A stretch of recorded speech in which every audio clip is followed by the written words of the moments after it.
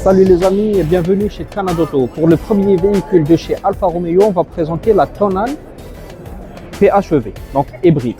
Donc ça sera une couleur, je vais vous montrer une autre pour ceux qui n'aiment pas trop le bleu, un peu flashy par rapport au gris, blanc et noir qu'on a l'habitude de voir. Mais je préfère celle-là à la grise qui est exposée juste devant moi, donc je vais vous montrer tout ça tout de suite. On va faire le tour, parler des performances de ce véhicule et parler aussi du prix. Ne bougez pas et faites-nous vos suggestions dans les commentaires sur les prochains véhicules que vous souhaiterez voir.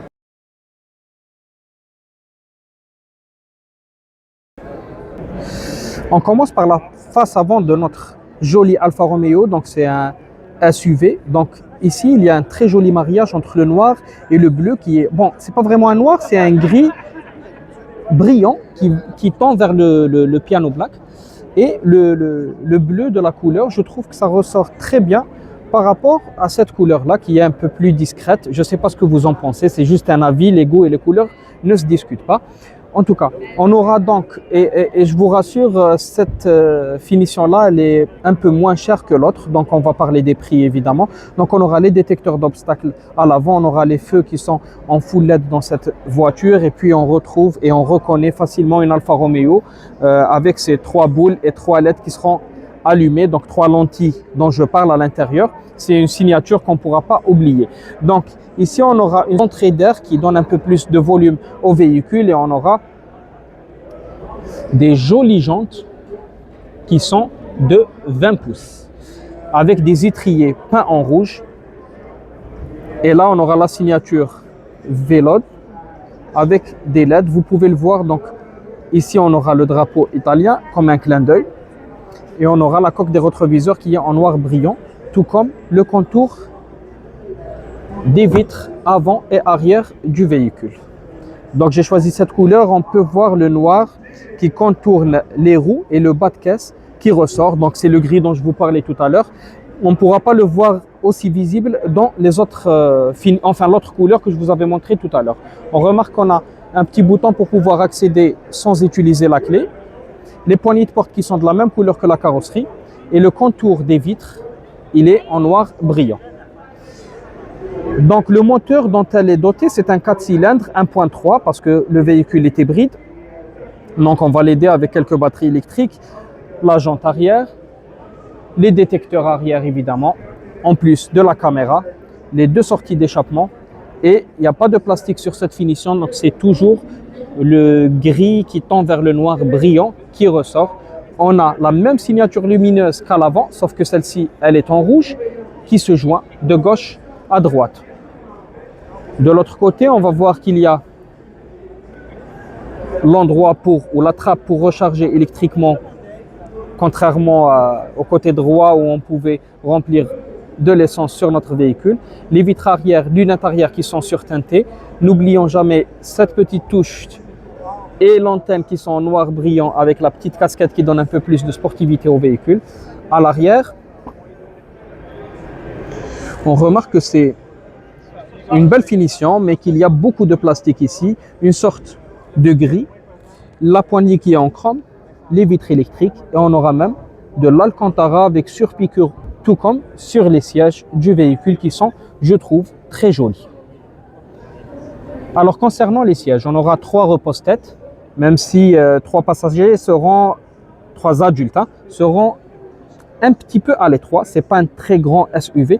On aura ici un accoudoir central avec 2 porte-gobelets. Les sièges sont perforés, cuir, Alcantara, touche en rouge, surpiqûre en blanc, très bien fini, très joli. On aura un toit ouvrant mais pas panoramique comme vous pouvez le voir. On aura même l'arrière des sièges avant qui est en Alcantara et en cuir. On aura évidemment les attaches Isofix si toutefois vous avez des sièges pour bébé, de l'aération et c'est là qu'on saura que notre véhicule n'est pas très large, sinon ils auraient été horizontaux et non verticaux tels qu'ils le sont maintenant. C'est pour gagner un peu d'espace.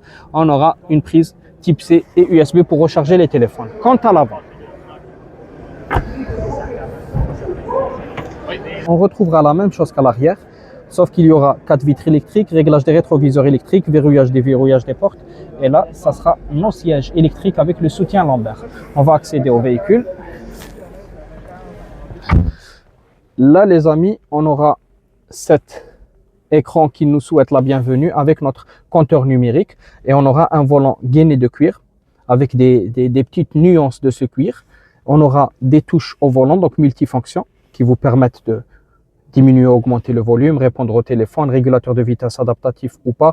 Donc, on aura le démarrage sans clé, comme l'accès peut être sans clé. On aura de l'Alcantara même sur notre tableau de bord avec cette petite touche en aluminium. On le retrouvera aussi dans les diffuseurs d'air.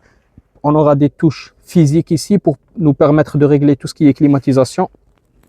Et là, ça sera pour les différents modes de conduite, je suppose, même si c'est pas très visible. On aura ici le chargeur sans fil, chargeur type C, USB, et là, une prise 12 volts. On aura notre pommeau de vitesse, il est en cuir. On aura ici une commande pour la radio, le frein à main en noir brillant sous forme de bouton, et on aura le petit drapeau italien, un petit rappel avec le activer ou désactiver la de stationnement, les portes gobelets, le petit accoudoir dont on avait parlé, qui cache en dessous un petit rangement.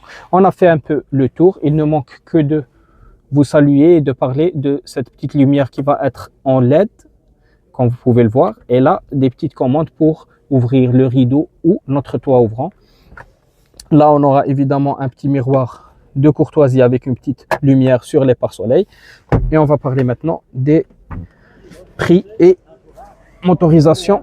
Vous voyez que la couleur est bleue, donc on est toujours devant notre même véhicule dont on avait parlé tout à l'heure, le moteur de 4 cylindres 1.3 dont on avait parlé.